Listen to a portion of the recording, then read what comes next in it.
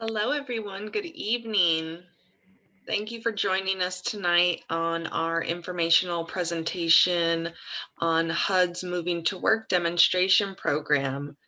I'd like to start off by introducing our CEO and our Executive Director, Preston Prince, to give a brief introduction. Thank you so much.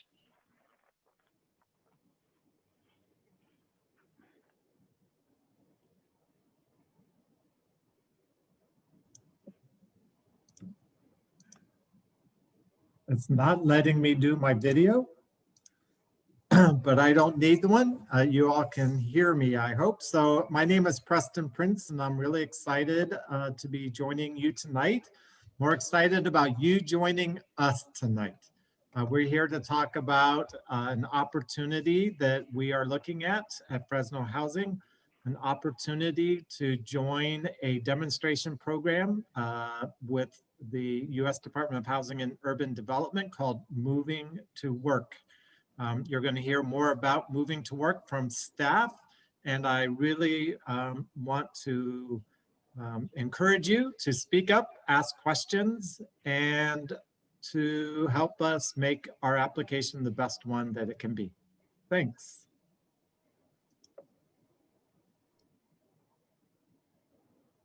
Thank you, Preston. So with that, a couple little reminders before we jump into our presentation.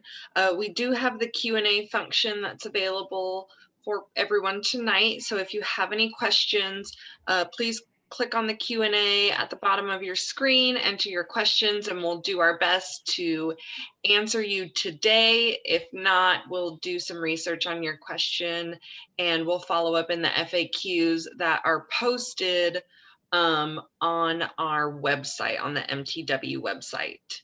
Another reminder, we are recording tonight's presentation to be posted on our MTW webpage for those who aren't able to attend our presentation live tonight. We also have various interpretation that's available for tonight's presentation. We have Spanish and Hmong, as well as ASL. If we could possibly, Edgar, get Sandra's video turned on. So with that, I will jump into an overview of our presentation tonight. We will do a quick overview of the Moving to Work demonstration program. We'll review which households are eligible to participate in this program. We'll do a quick overview on the current rent policy. We'll go over the rent reform requirements and goals. We'll do an overview of our proposed rent policy. We'll talk about the benefits of that proposed rent policy. We'll also talk about a hardship policy. We'll wrap up then with a brief conclusion and then an overview of our timeline.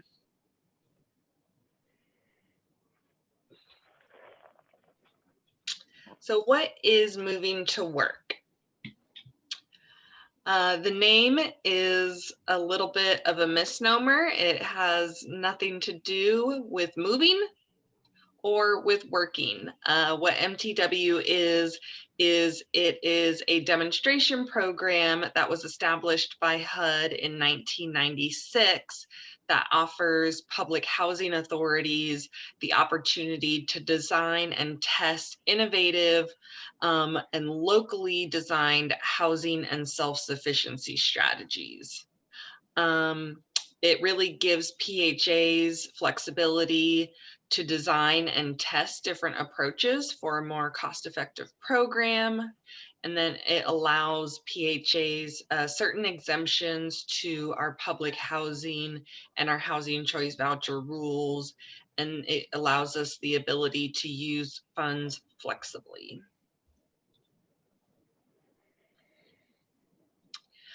Just recently, HUD has sought to expand the MTW program.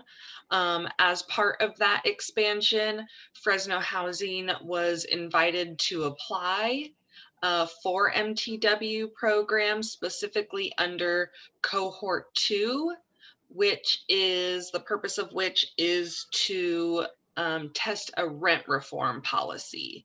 So for our residents who are on the line right now, you're probably very familiar with our current process. We're currently using the Brooke Amendment rent model, which is where households pay about 30% of their adjusted income towards rent or their tenant portion. Again, as you all know, our residents, right, this model is very complicated. It has a complicated calculation for how you determine your income levels. And there's a multitude then of deductions and exclusions and documentation that you have to provide as a resident to calculate your rent each year. And also under the Brooke Amendment, as your income increases on an annual basis, your rent would also increase, right? So if you're paying 30% of your income, as your income goes up, your rent would also go up as well. So one of the reasons that Fresno Housing would like to apply for MTW status is to test an alternative rent model to the current Brooke Amendment rent model. The goals of this alternative rent model would be to increase self-sufficiency, to operate our HCV and our public housing programs more effectively, to make the rent process simpler and less complicated for our residents, and then as well as to increase housing choice for our families along a wide variety of different housing opportunities. So that's just a little overview of what MTW is. And with that, I'd like to introduce Lyric Agigam, who's going to walk us through our next couple slides. Hi all, I'm Lyric. I am the policy analyst for the housing agency. And I'm sure you guys are wondering if your household is eligible for this new rent model that we are proposing. So I will touch on that a little bit. So some of the eligible households will include public housing and housing choice voucher programs. And then also two existing assisted households and new households admitted during the enrollment period.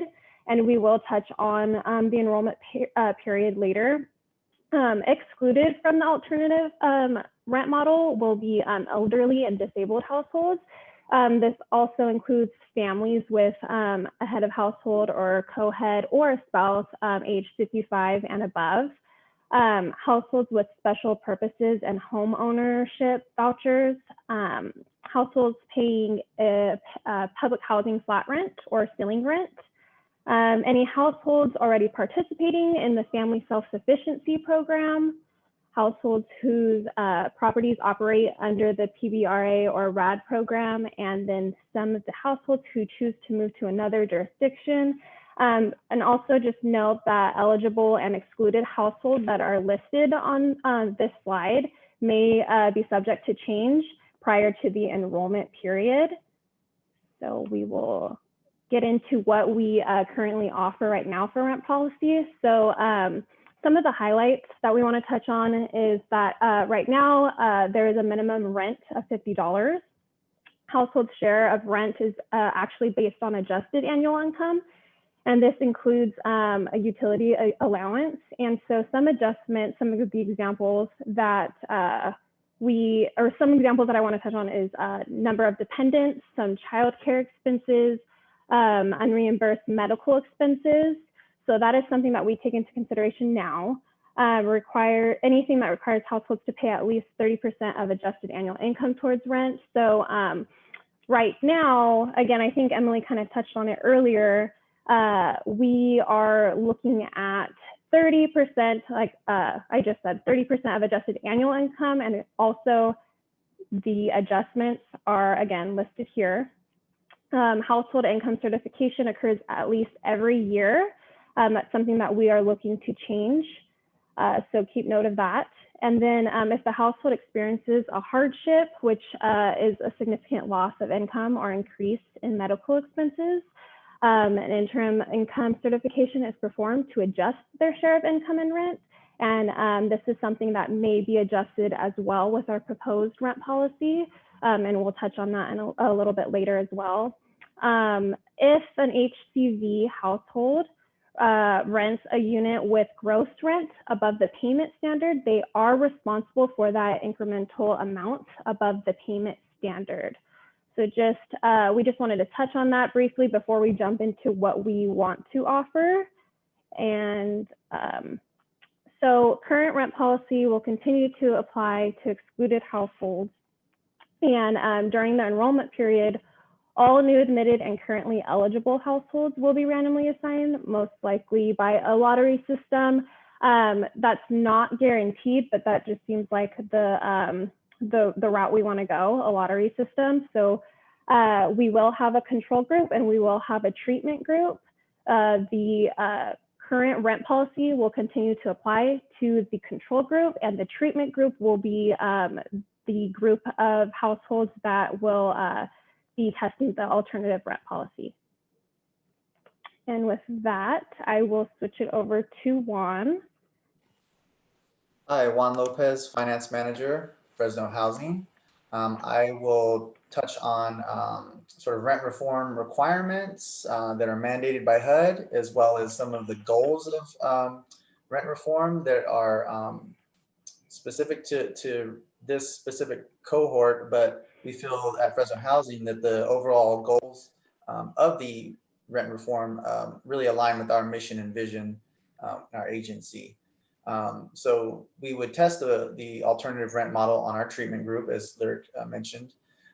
We would be using test rent number 3. So HUD has provided 3 options, and we'd like to choose the third, which is a little bit of a pick your own adventure. And we propose an alternative rent model to what HUD has proposed.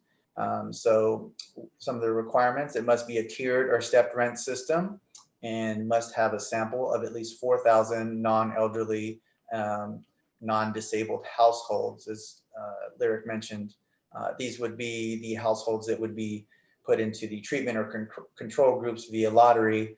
And so HUD has said that we need at least 4,000, which we do achieve in our current household makeup. So I'll go into the rent model in a little bit, but really the overarching goals that we feel great about that really align with the intent of the rent reform is developing and maintaining quality, affordable housing for low-income residents, giving them more housing choice along the entire spectrum of the housing continuum. And what that means is for Fresno Housing, we would continue on with our mission. Over the last 10 years, we have developed over 3,000 units in our portfolio, and that is families in the extremely low income and very low income categories, as well as a wide variety of other housing types that cater to seniors, permanent supportive housing we've developed, a wide variety of housing options for our families in the entire income and housing spectrum, and we would continue on with that. And we see that the rent reform cohort is really a good opportunity to continue on with that mission, and we would flexibly use the funds as part of MTW to be able to continue that mission. Designing, implementing, and sustaining exceptional programs that invest in residents to become self-sufficient through an array of educational, employment, and economic platforms. So we have an in-house resident services team. We've really expanded that over the last 10 years. We see us being able to continue those activities and really providing the tools and the opportunities for our residents to become self-sufficient. And we feel that, as we'll lay out in the next few slides, the structure that we've put together for this rent reform policy will really allow our residents to grow and continue to advance in their careers and really achieve the life goals that they look out for. And then the third goal: developing and promoting policies that increase cost effectiveness, shifting our focus from paper to people and from outputs to outcomes. So the current policy, as Lyric and Emily had mentioned, It provides, it requires a lot of administrative time, a lot of paperwork. If you're a resident on the call, you'll know that every year when you do your annual income certification and family certification, it does require a lot of back and forth. And really, we want to shift the focus on processing paperwork and, you know, handling some of the administrative items and shifting our resources over to outcomes for our residents. Really focusing on, you know, what the goals are of the programs and focusing on our ability to really help our residents achieve their goals. Okay, next slide. So here is the here are the highlights of the proposed rent policy. So we propose a minimum rent of $75. The household share of rent is based on gross annual income, and it includes a utility allowance as we have in our normal rent policy. But the big shift here would be gross annual income is used. So that does not include adjustments to income, which would include number of dependents, childcare expenses, and unreimbursed medical expenses. We find that staff spend a lot of time doing those complex calculations, reviewing a lot of the paperwork that goes into that, and using gross annual income is a requirement of HUD as part of the rent reform. And so that is something that we hope to use and really use as a tool to be able to reallocate our resources and really focus on residents and not so much on the administrative part of doing income calculations. The household share of rent is based on a tiered rent schedule, which includes income-based tiers of $5,000 increments. Within those tiers, rent is based on 28.5% of gross income at the midpoint of the tier. And all households within a tier have the same rent. That sounds like a lot of numbers, but I'll show you the table, and it's really a simple way for families to calculate their income, or to calculate what their rent would be. And it really simplifies the process, which can be a little bit cumbersome under our normal rent policy and can be a little bit complicated. Next slide, please. So a few other highlights. Household income certifications occur triennially every 3 years, and rent remains the same during the 3-year period, unless the landlord or owner requests a rent increase, and we process that rent increase that would be that would send gross rent above the payment standard. So normal income certifications happen every year as mandated by HUD. Under this new policy, they would occur every 3 years. So we process your income, and 3 years later, we would do a subsequent certification, and your rent would potentially change. It may stay the same, but we would be doing it every 3 years.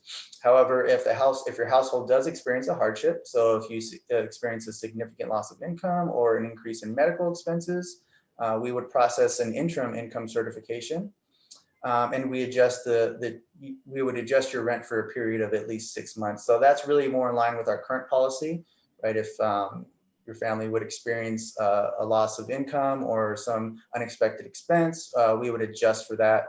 And that would still hold true under the new policy for at least 6 months.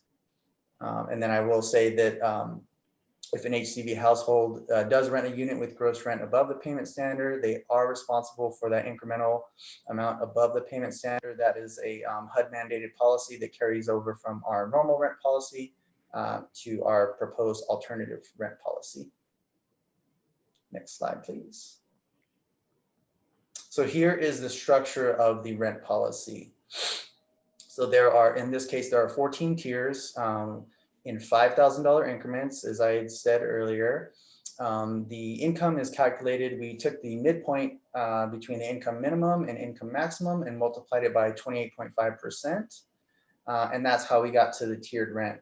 So if your income lies within any of these tiers, you can see it's in $5,000 increments. Your rent would be the same as other families that are in that same income tier. So it really simplifies it. You know, under normal circumstances, there'd be hundreds, maybe even thousands of different rent amounts. But in this case, there are 14 potential tiered rents, starting at the $75 minimum income, going all the way to about $1,600 for families at the highest income tier. And I'll speak to this as well. Oh, go ahead. Next slide, please. We calculated using 28.5% to allow for some of the deductions that we will not be using moving forward. So I talked about some of the childcare dependent deductions, as well as maybe some unreimbursed medical expenses. So in order to allow for that, the difference, because normally it would be 30% of your adjusted income, we calculated based on 28.5% at the midpoint. So that allows some rent burden relief for families. So some of the benefits of the proposed rent policy, you know, income and rent calculations are simplified to a high degree, right? It's pretty easy. If you take your paycheck stub, if you're a family on the program, if you take your recent paycheck stubs and you do a quick calculation, you can probably determine what your rent's going to be with pretty good accuracy. Household income certifications are years. So if today you get an income certification and you get more hours at work, or you get a raise, we would not see you for another 3 years potentially to do an income certification. So you would not be penalized, right? You're incentivized to increase your income because your rent burden would be going down. And so you'd be able to use that money, the savings that you would normally pay towards rent. If we did your income certification every year, you'd be able to take that savings and maybe do some other things that you deem to be important for your household. So you're not really penalized for those annual income increases.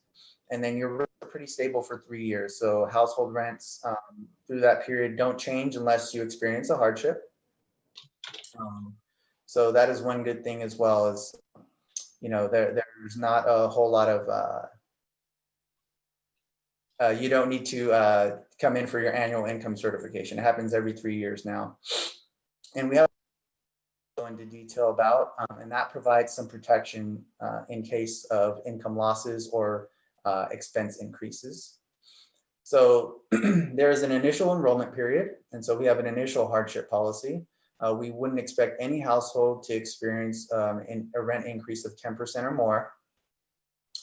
So households that would fall into that category, we would grant them a hardship for at least 12 months, at least 1 year. These households would be placed in the appropriate rent tier that ensures that their rent increase is no more than 10%. So we would move them down into the rent tier schedule until they met the requirements of having a rent increase that was less than 10%. And after 12 months, you'd be placed back into the appropriate rent tier unless you apply for an ongoing hardship. So the ongoing hardship happens after the first year, the enrollment period. If a household experiences a hardship, which could mean a significant loss of income or an increase in medical expenses, we perform what's called an interim income certification. And so we would adjust the rent tier for at least 6 months.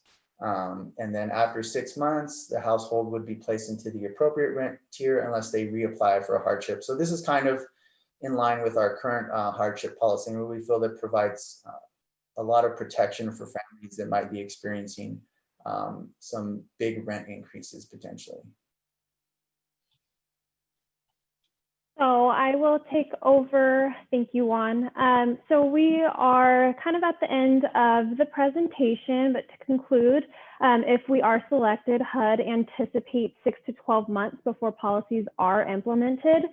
So once enrollment period begins, households are randomly assigned to a control or treatment group. Again, remember, we are doing a lottery system. Households will undergo a regular income examination, and HUD expects this enrollment period to last approximately 1 year. So it's not a quick turnaround. It is a lengthy process. The study is expected to last 6 years after enrollment period is concluded. So we will get into a timeline that kind of lays it out for you. So I'll start from the beginning. So we did have our first resident meeting October 14th. Today is November 2nd, which is our second resident meeting. And tomorrow, really important, so November 3rd, it begins our 30-day public comment period. So we will have our application and plan available for the public to view. And we do encourage you guys to, submit any comments, suggestions to us. And we will also have a public hearing on November 17th. If you want to attend that and speak to the application or plan, you are more than welcome to attend that. We will follow up with more details on the public hearing. December 3rd, the public comment period ends, so the end of the 30 days. December 15th, we plan for our boards to approve the plan. And January 8th, that is when our application is actually due to HUD. So we won't find out if we are awarded until March of 2021. And April of 2021, we would begin to prepare for rent reform if we are awarded. And again, this would take 6 to 12 months. And then December of 2021, we would end the rent reform preparation. And then we anticipate for family enrollment to begin in January of 2022. Family enrollment period ends December of 2022, and we would actually want to begin our rent reform demonstration in 2023, January of 2023. So again, it is a lengthy process, but we are looking forward to it. And again, if you guys have any questions or comments, we do encourage you to submit those questions or comments. And then also, I guess we are going to still continue, sorry. So in 2028, December 2028, the rent reform demonstration would end. So that is actually the 6 years that we were talking about earlier. And then we would then enter into post-rent reform. And so that's when our MTW activities began for the next 14 years, which would make a total of 20. And so MTW initial 20-year contract ends in 2042. So again, long time period, but we are excited.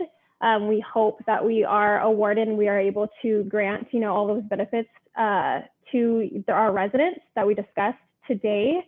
Again, just to put it out there again, if you have questions, we do encourage you to email us at mtw@fresnohousing.org.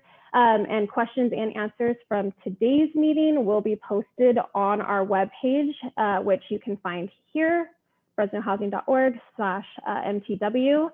I don't see any questions as of now, unless I had missed them while I was talking, but I don't think we do.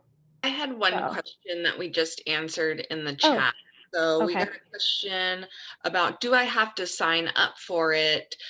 If so, when and where? And our response was, no, you do not have to sign up for the rent reform policy.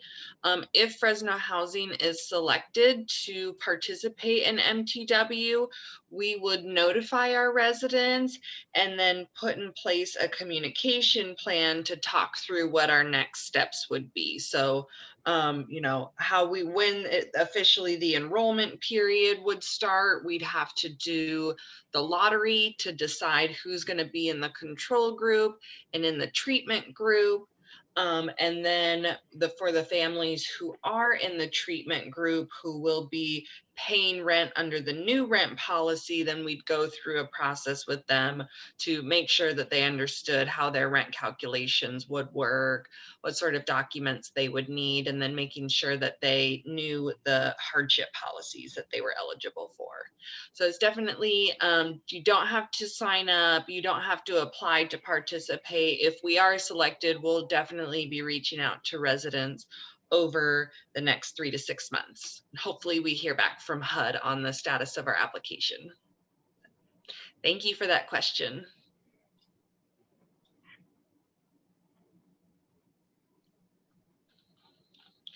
Any other questions from our participants? Again, as Lyric mentioned, if you have questions, please feel free to email mtw@fresnohousing.org. The application, the full application will be posted on our webpage, fresnohousing.org/MTW. It'll be posted tomorrow sometime.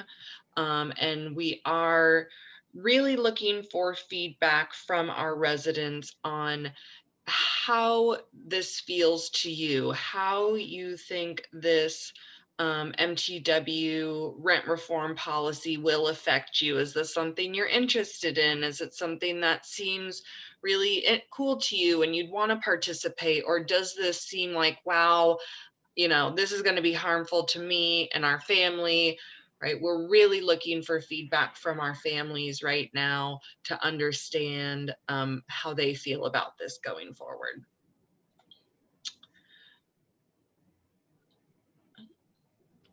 So I did see Tracewell raise a hand, but I don't know if she can she speak or type? I just unmuted her. Oh, Tracewell, if you want to unmute yourself. And I was just looking around to see who was there, so it was just a mistake, to be honest. But Oh, thank you, okay. I appreciate it. I was looking for the questions in the questions in the chat and hit the wrong button. So I Okay, no worries, no worries. right. Any other questions or comments before we wrap up for the evening? I do want to thank everyone for participating and joining us tonight.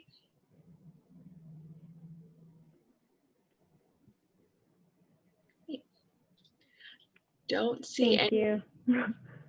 I don't see any more hands raised or, oh, we got one. All right, Joanna Ramirez, you are you would just need to unmute yourself. You may ask your question. I don't know, can you guys hear me? Yes. Yeah. Okay, I just briefly, if you guys could go over again, what is this program about? I just joined the meeting right now. I barely missed it, and I was just wondering what is this MTW? If you could just kind of like resume a little bit on what the program is about. I came in here late, so Yeah, that's okay. And we're actually going to post this on our webpage. We'll post the whole recording on the webpage after our session today. So if you want to go back and watch it from the beginning, you can do that, as well as, you know, if you, those of you who were on for the beginning, if you have questions or want to see a slide again, you'll be able to go to our webpage and see that again. But overall, MTW it's called Moving to Work Demonstration. Fresno Housing is currently in the process of applying for this special status from HUD. And what it would really do for our agency is allow us flexibility from the current rules of our HCV and our public housing program. So it would provide us a little bit more administrative flexibility. But with that, we would be making some changes to how we calculate rent each year. So if you're an HCV participant, it would change, potentially change your tenant portion of your rent.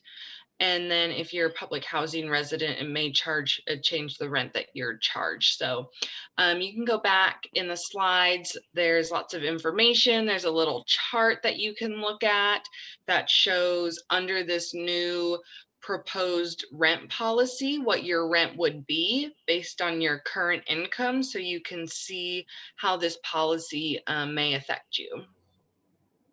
okay, thank you very much. That explains it. Thank you very much. Right. Great question. Thank you. Great.